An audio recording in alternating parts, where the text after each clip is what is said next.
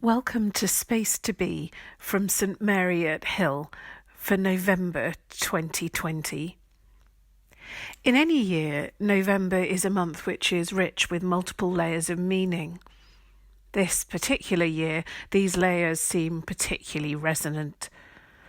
So this November, which is full of Christian feasts, civic commemorations, American elections, continued uncertainty, and a second extended lockdown in the UK, I'm prompted to recall that there are times to remember and times to forget, times for silence and times to speak, times to look back and times to look ahead.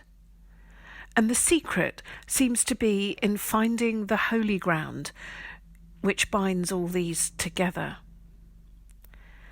All Saints' Day began the month, and many Christians will have remembered and celebrated the people of faith who've gone before us, people whose lives have shown the grace of God made tangible.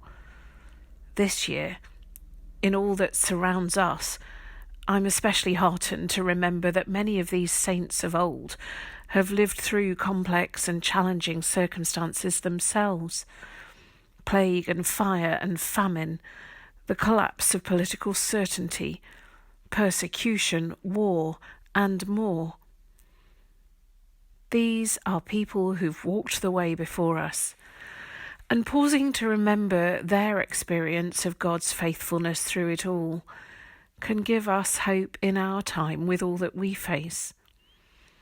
And we speak with them, we join our words of praise with theirs around the throne of God. All Souls' Day follows hard on the heels of All Saints, and it calls for a different mode of remembering. Many Christians will give thanks on that day for those we have known and loved who've died.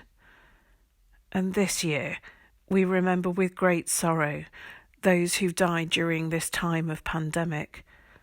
And we hold close in our minds those who grieve and mourn. We remember too those who are courageously holding on in all the uncertainty. And we remember that they and we are not alone.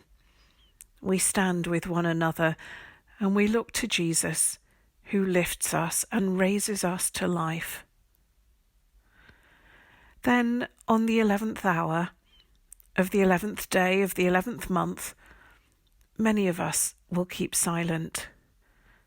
We'll probably do so again on Remembrance Sunday. In the silence, we give our undivided attention to those who in conflicts past and present around the world have laid their lives down or had them snatched away.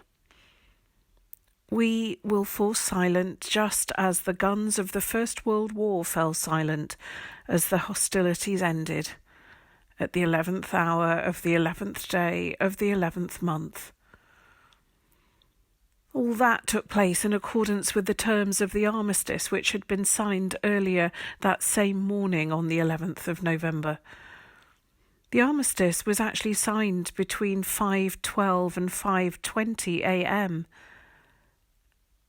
But the fatalities didn't end with the signing of that peace treaty at 5:20.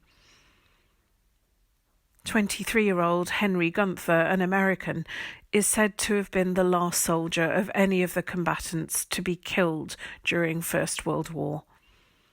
He was killed at 10:59 a.m., just 1 minute before the armistice took effect. Even after the armistice was signed, the fighting continued. There were several hours before it came into effect. As we remember that, so we recognise that there is still more to be done now. We remember so that we can forget past hostilities and build new peaceful relationships with former enemies. We keep silent so that out of our silence can come calls for peace, reconciliation and justice. Extended moments of silence have been part of our remembering now. on Armistice Day and Remembrance Sunday, but also at other times of poignant recollection, whether that's personally, locally, nationally, or internationally. This month, in our times of silence, may we remember, and in our silent remembering, may we listen, and may our listening enable us to live and speak as peacemakers and people of hope who look to gather in praise around the throne of God. Amen.